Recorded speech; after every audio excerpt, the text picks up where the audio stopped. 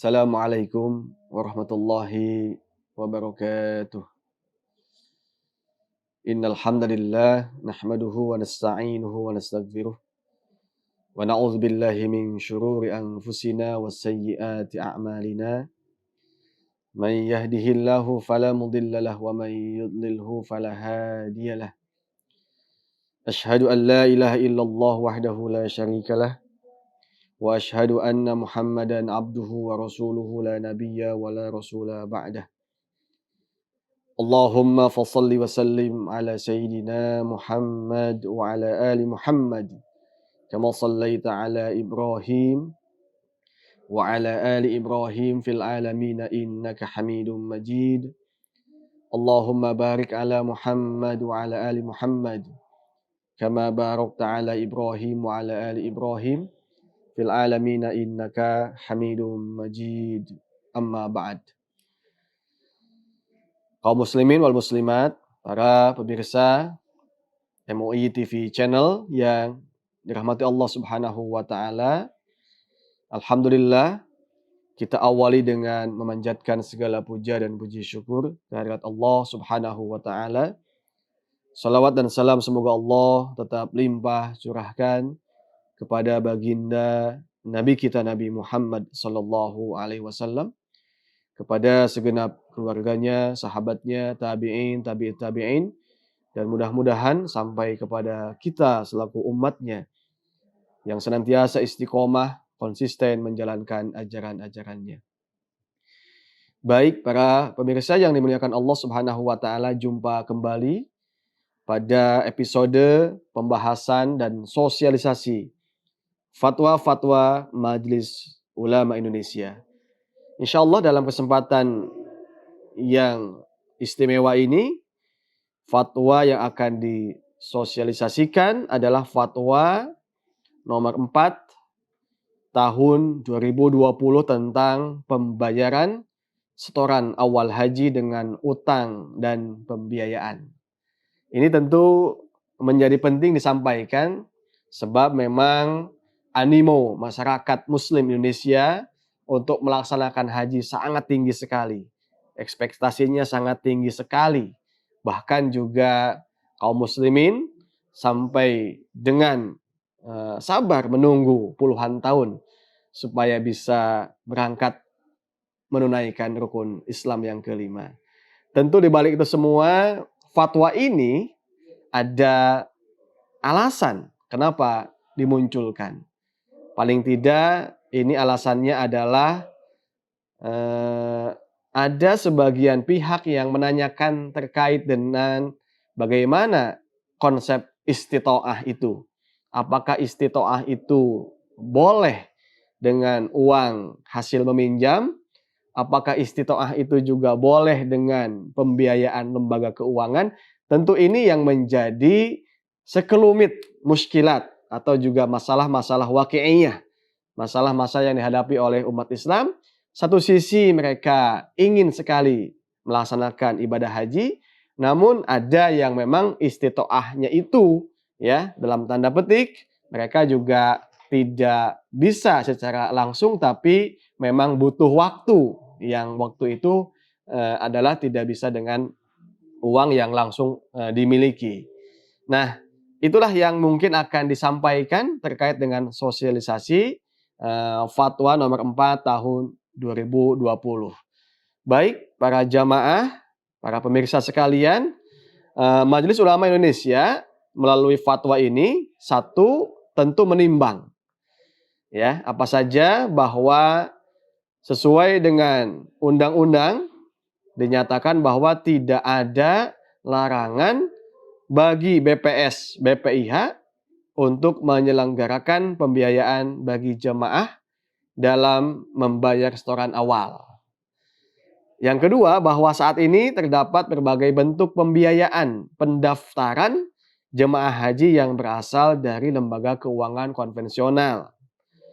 Menimbang yang ketiga, bahwa masyarakat muncul, ya, di tengah-tengah masyarakat hal-hal yang terkait dengan masalah hukum daftar haji dari utang dan pembiayaan sebagaimana tadi sudah disampaikan.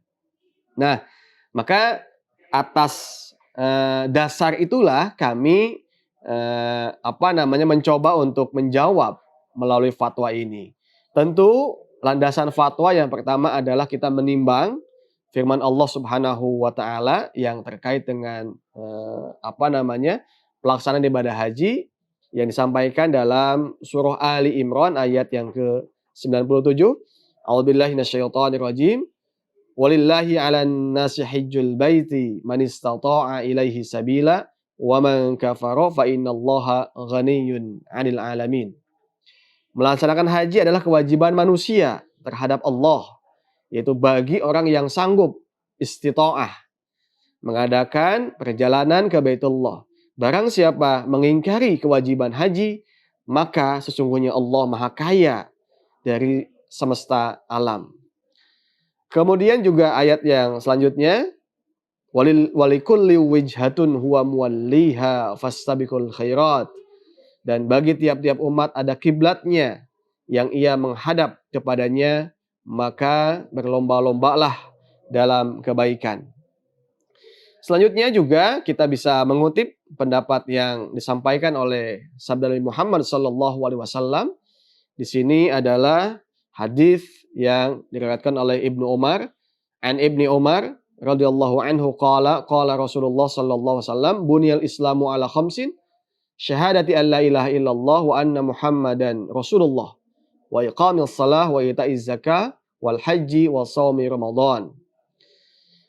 Islam itu dibangun atau didirikan atas 5 dasar, yaitu bersaksi bahwa tiada Tuhan selain Allah, kemudian juga Nabi Muhammad adalah utusan Allah, selanjutnya mendirikan sholat, menunaikan zakat, puasa pada bulan Ramadan, dan tentu menunaikan ibadah haji ke Baitullah bagi yang mampu melaksanakannya.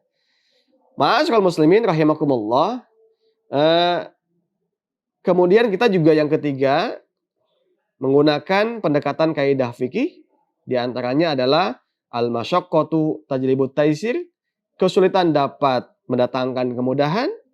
Selanjutnya adalah al-hajatu qad tanzilu manzilatad darurah, kebutuhan dapat menduduki posisi darurat. Atas dalil-dalil di atas maka kita merujuk juga kepada pendapat-pendapat fuqaha. Fuqaha ini banyak sekali pendapatnya terkait dengan makna istita'ah.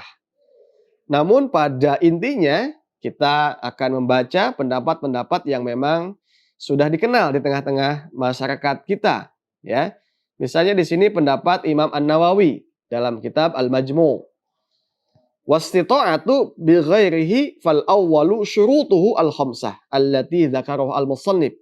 Ahaduha ay yakuna badanuhu sahihan. Qala ashabuna wa yushtaratu fihi quwwatun yastamsiku biha 'ala ar-rahah wal muradu ayyuthbita 'ala rahah bi ghairi masyaqqah. Jadi kata Imam Nawawi di sini dikatakan ada 5 syarat istita'ah bagi siapa saja yang akan melaksanakan ibadah haji.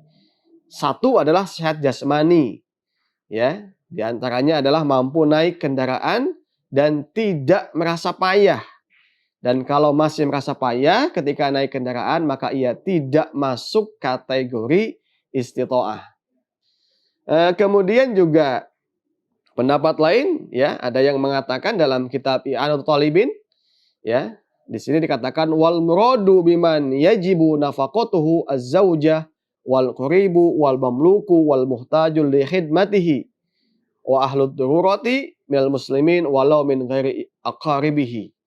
Nah, singkatnya di sini dikatakan bahwa yang dimaksud dengan orang yang wajib dinafkahi adalah istri, kerabat, budak yang dimilikinya yang dibutuhkan untuk melayaninya. Dan orang-orang Islam yang sangat membutuhkan walaupun bukan kerabatnya sebagaimana disebutkan dalam kitab Syarul A'lam, bahwa membantu orang Islam yang sangat membutuhkan dengan cara memberi makan orang yang kelaparan, memberi pakaian orang yang telanjang, dan selain merupakan kewajiban bagi orang yang memiliki lebih dari kecukupan 1 tahun. Jadi yang disebut dengan mampu itu bukan hanya sebatas untuk, ya, orang yang melaksanakan ibadah haji, tapi juga dia mampu untuk menafkahi gitu ya.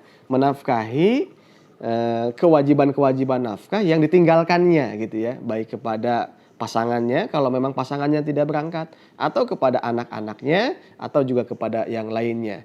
Nah, jadi di sana dalam kitab I'anatul Talibin maksudnya adalah ke sana. Jadi istitoah bukan hanya mampu dalam konteks ongkos untuk berangkat, tapi juga mu'nah, bekal bagi yang nafkah ditinggalkannya. Selanjutnya, para pemirsa sekalian, kita bisa juga ya mengambil pendapat-pendapat yang dijadikan sebagai alasan hukum yang sebelumnya, diantaranya selain pendapat para fuqaha tadi, kemudian juga kaidah-kaidah fikih, ini juga ada jurisprudensi yang bisa dijadikan sebagai acuan. Diantaranya adalah fatwa DSN, ya, Dewan Syariah Nasional MUI nomor 29 tahun 2002 tentang pembiayaan pengurusan haji lembaga keuangan syariah. Kemudian juga ada keputusan Ijtima Ulama Komisi Fatwa Majelis Ulama Indonesia tahun 2012 tentang talangan haji. Ya, dari sekian pendapat-pendapat yang kami jadikan sebagai dasar hukum ya untuk memutuskan fatwa ini, maka kami bacakan, kami tetapkan fatwa tentang pembayaran setoran awal haji dengan utang dan pembiayaan. Pertama, ya, ketentuan umum. Dalam fatwa ini yang dimaksud dengan 1, utang adalah harta yang diperoleh seseorang dengan ketentuan akan mengembalikan. Nah, ini ya. Jadi utang dalam konteks yang dimaksud dalam fatwa ini adalah harta yang diperoleh seseorang dengan ketentuan akan mengembalikan senilai dengan harta tersebut kepada pihak yang berpiutang. 2, pembiayaan adalah fasilitas penyediaan dana yang diperoleh dari lembaga keuangan. Kedua, ketentuan hukum. 1, pembayaran setoran awal haji dengan uang hasil utang hukumnya mubah dengan syarat: A, bukan utang ribawi. B, orang yang berutang mempunyai kemampuan untuk melunasi utang, antara lain dibuktikan dengan kepemilikan aset yang cukup. Nah, gitu ya. 2, pembayaran setoran awal haji dengan uang hasil pembiayaan dari lembaga keuangan hukumnya boleh dengan syarat: A, menggunakan akad syariah. B, tidak dilakukan di lembaga keuangan konvensional. C, nasabah mampu untuk melunasi, antara lain dibuktikan dengan kepemilikan aset yang cukup.